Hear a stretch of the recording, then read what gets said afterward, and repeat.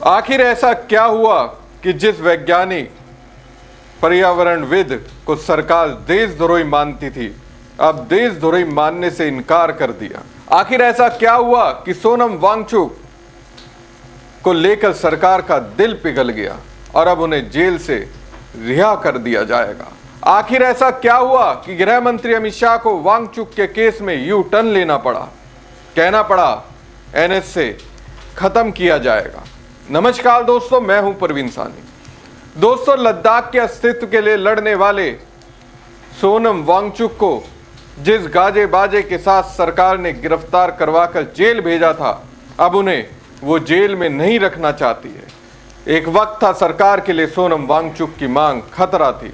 अब जिन्हें सरकार ने अपने लिए खतरा माना था, उसी खतरे को आजाद करने वाले हैं। अब आजाद करेंगे तो लोग समझने का प्रयास कर रहे हैं आखिर इतने दिनों तक उन्हें जेल में क्यों रखा गया। जी हाँ दोस्तों, आखिर थक हार कर मोदी सरकार ने सोनम वांगचुक पर एनएसए हटा दिया। सोनम वांगचुक का जेल से बाहर आने का रास्ता साफ हो गया। सरकार ने सोनम वांगचुक को रिहा करने का फैसला किया है। इसका मतलब तो यही निकलता है उनकी गिरफ्तारी अपने आप में अन्याय थी।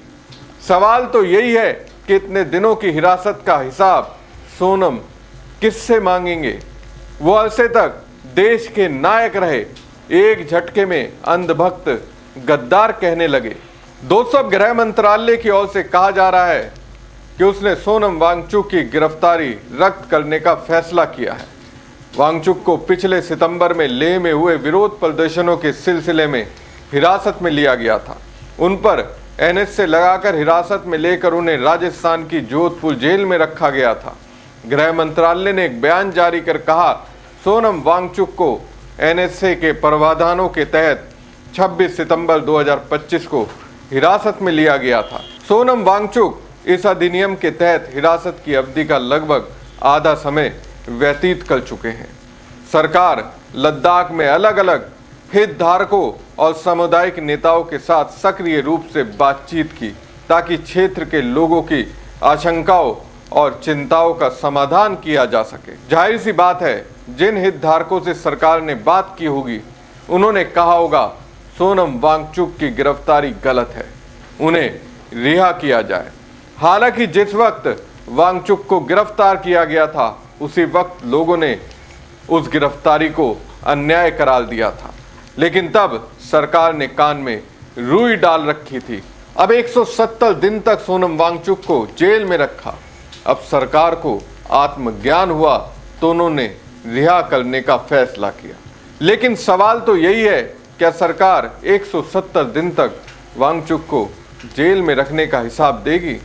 सवाल यह भी है, सोनम वांगचुक अगर इतने खतरनाक नहीं थे तो 170 दिन तक जेल में क्यों रखा गया, तो एनएसए क्यों लगाया गया? दोस्तों, इसे कहते हैं अघोषित आपातकाल। जो मुंह खोलेगा उसकी आवाज बंद कर दी जाएगी।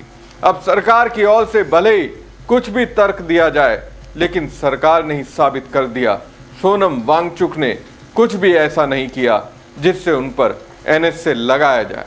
दोस्तों, आपको बता दें कि इस हफ्ते की शुरुआत में सुप्रीम कोर्ट ने वांगचुक की हिरासत को चुनौती देने वाली याचिका पर सुनवाई 17 मार्च तक के लिए स्थगित कर दी। कार्रवाई के दौरान सरकारी अधिकारियों ने अदालत को बताया कि वांगचुक की टिप्पणियों ने युवाओं को नेपाल और बांग्लादेश में देखे गए आंदोलनों के सम्मान विरोध प्रदर्शन आयोजित करने के लिए प्रोत्साहित किया था, और यहाँ तक कि अरब स्प्रिंग के समान एक विद्रोह का भी जिक्र किया था। सरकार का तर्क था कि ऐसे बयान रणनीतिक रूप से संवेदनशील सीमावर्ती क्षेत्र में अस्थिरता पैदा कर सकते हैं।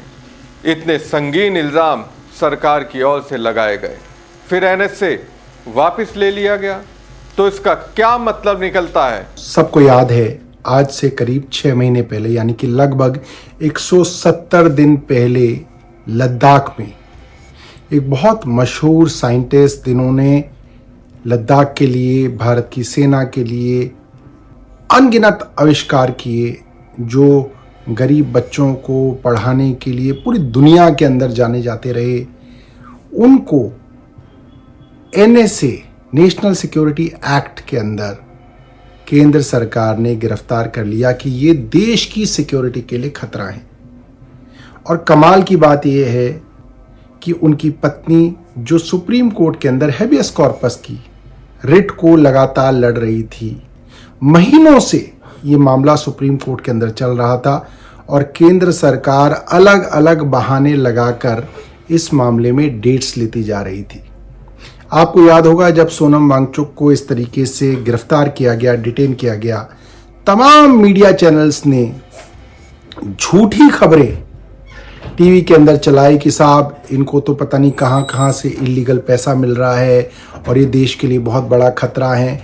और जब सुप्रीम कोर्ट के अंदर एविडेंस रखने का टाइम आया तो सरकार के पास ले दे के कुछ वीडियोस थे जो बाद में पता चले वो वीडियोस भी गलत तरीके से कोर्ट के अंदर प्रेजेंट करके एक झूठा मुकदमा बनाया जा रहा था।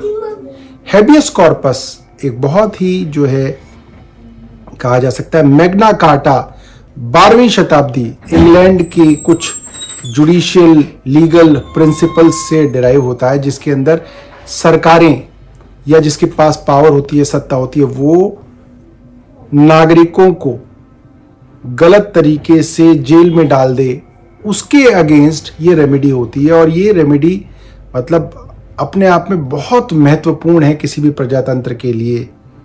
और हैबियस कॉर्पस जैसे रिट के अंदर 6 महीने तक केस चलना भी अपने आप में दुर्भाग्यपूर्ण है।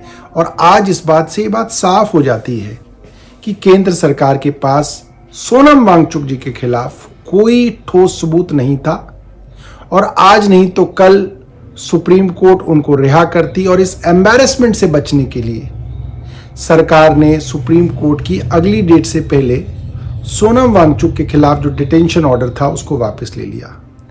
सवाल यह है कि क्या केंद्र सरकार इस तरीके से किसी को भी पकड़ के जेल में डाल सकती है और किसी भी शांतिपूर्ण आंदोलन को या किसी भी शांतिपूर्ण मांग को, जायज कॉन्स्टिट्यूशनल मांग को दबाने के लिए आप किसी को भी जेल में डाल सकते हैं? और क्या केंद्र सरकार 170 दिन सोनम वांगचुक के वापस कर पाएगी?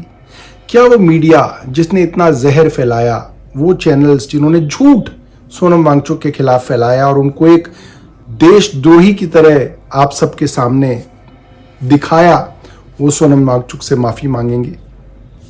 ये बड़े सवाल हैं आज प्रजातंत्र के सामने। और मैं ये निवेदन करूंगा तमाम विपक्षी दलों को कि आप सब सोनम वांगचुक के साथ खड़े होइए, सोनम वांगचुक की आवाज उठाइए, क्योंकि ये आज सोनम वांगचुक के साथ हुआ है, ये कल को किसी के साथ भी हो सकता है। जो भी देश के लोगों की आवाज उठाएगा, उठाने की कोशिश करेगा, उसको सरकार इसी तरीके से झूठे मुकदमों में जेल में डाल सकती है। ठीक वैसे ही जैसे आम आदमी पार्टी के नेताओं को भी एक झूठे एक्साइज के मामले में महीनों तक जेल में डाला गया। धन्यवाद।